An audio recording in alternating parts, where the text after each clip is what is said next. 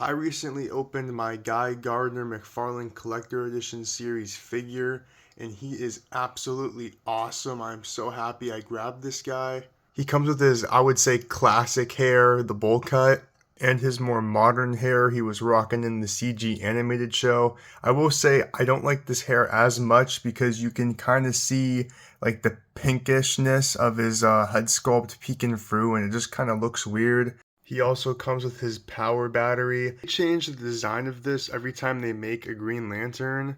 I do kind of like that they vary every time, but also I would like the consistency. It comes with two punch hands, two hold hands, a point hand, and a talk to the hand.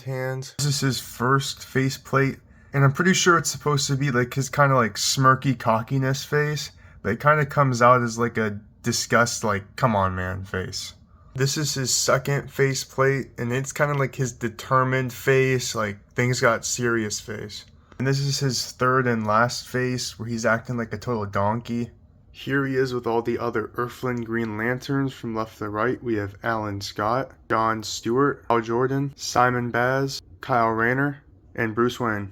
And here he is with the rest of the Corps. Left to right, we have Arcus, Sinestro, I wish she was all green, Tomar Ray, this guy, Abin Sur, and the GOAT Kilowog. For another comparison, I brought out some of my Justice League members. From left to right, we have Plastic Man, Superman, Wally West Flash, but he serves as the Barry Allen in my collection, Blue Suit Batman from Nightfall, I believe, and 5% off Aquaman. Here he is with the Green Lantern villains. Left to right, we have Polaris Possessed Hal Jordan, Power Ring of the Justice Syndicate, the Manhunter. Why is an army builder a platinum? I don't know. Effigy, Dawnbreaker of the Dark Knight's Muddle Team. In the final comparison, all the other Lantern colors in my collection, we have yellow with Sinestro and Batman, white with Captain Boomerang, red with Atrocitus and Betrocitus, but he serves as a random Red Lantern in my collection. And finally, black, we have Deathstorm of the Crime Syndicate, Batman, Superman, and of course, Necron. So I just opened my Mcfarlane Platinum Edition, Mr. Terrific. I'm more familiar with the black T on his face. Just like Captain Cold, this is also just a peak figure Mcfarlane has made. Came with two alternate face plates, an alternate hand, and then these two effect pieces.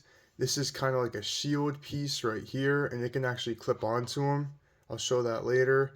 And then this piece, I assume it's supposed to be either he just threw two of them or they're like twirling around his hand.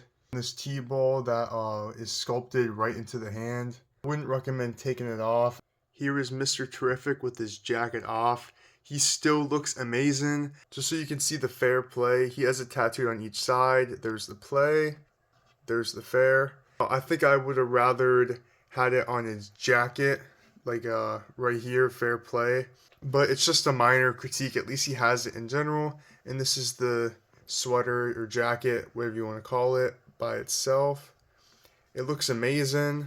I like that they gave you the opportunity to take it off so you can have them with it or without it, just like the Captain Boomerang.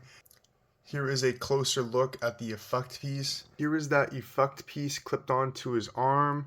This just doesn't look quite right to me, but it looks like that's why it has that clip. I prefer it attached to his fingers, but it's an option that you can go with if you own this figure. He has the sculpted T-ball or the Mr. Terrific ball, whatever you want to call it. You can have it look like he's about to chuck it, have a more stoic pose, or you can have him show it to a friend. I have Solomon Grundy, the Arkham version, throwing a punch and he's blocking it with his T-ball, acting as a shield. Here is a close-up of him without the faceplate. Right here is a sculpted tongue piece. So if you put on his yelling head, it shows the tongue. Now this is his resting stoic face. This is his second faceplate.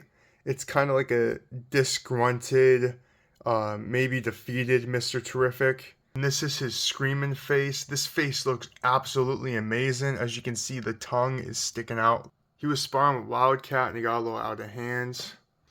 Now, I would say Mr. Terrific can go either with the Justice Society or the Justice League. So here he is with my Justice Society. On the left to right, we have Wildcat, Jay Garrett, Alan Scott, Commander Steel, and Hawkman. Another team he also looks great with, Justice League. From left to right, we have Wally West Flash, but he serves as the Barry Allen in my collection. Black Suit Batman, Beefcake Superman, Wonder Woman, and Kyle Rayner. So I recently opened my collector edition Captain Cold, and I think it's safe to say that this is peak Mcfarlane. They have really stepped up their game as of late. As far as accessories go, it comes with 2 alternate face plates, 2 fisted hands, an outreach hand for both sides, and a accessory holding hand for both sides. He comes with his classic freeze gun, and in case you're wondering, his yellow holster, it cannot open. It's just like that. Here's Captain Cold with the other Cold kids in my collection. Over here we have animated series colors, Mr. Freeze. Then we have Mr. Freeze when he was known as Mr. Zero. And then of course Captain Cold, and then depressed Mr. Freeze. And the second comparison, here is the rest of the Flash Rogues gallery I have in my collection. From left to right, we have Godspeed, Gorilla Grodd. I kind of hope we get like a more classic looking Gorilla Grodd, but I am happy with this one. The torn cape on his back really sells it for me. And then of course, Captain Boomerang, such an amazing figure. He came out recently as well. I think he's still on store shelves if you want to pick him up. Then of course our Captain Cold. Heatwave, hopefully they make a classic Heatwave. And then we have Zoom or Reverse Flash. Then we have Psycho Pirate. I consider him a Batman villain, but I've heard people say that he's a Flash villain, so I mean, there was space for him, so I put him right there. Now for the final comparison, here's Captain Cold next to the Speedsters in my display. Left to right, we got Max Mercury, the Wally West Flash, but he serves as the Barry Allen in my collection.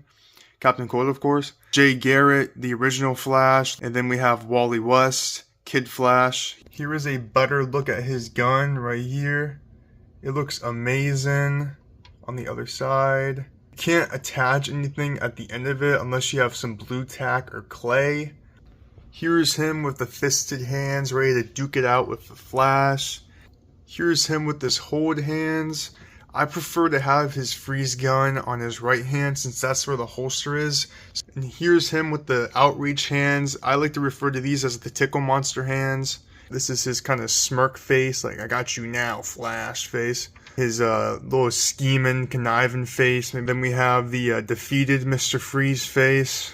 I personally like the faceplate system Mcfarlane has been putting out because I'm sure it's cheaper for them to make different faceplates than different HUD sculpts. Because if you've been following Mcfarlane, especially their DC Multiverse, they rarely ever make alternate HUD sculpts. Sometimes it looks kind of weird, but I would say they improve in time. Make sure to like and subscribe so you'll be in store for more quick looks like this one.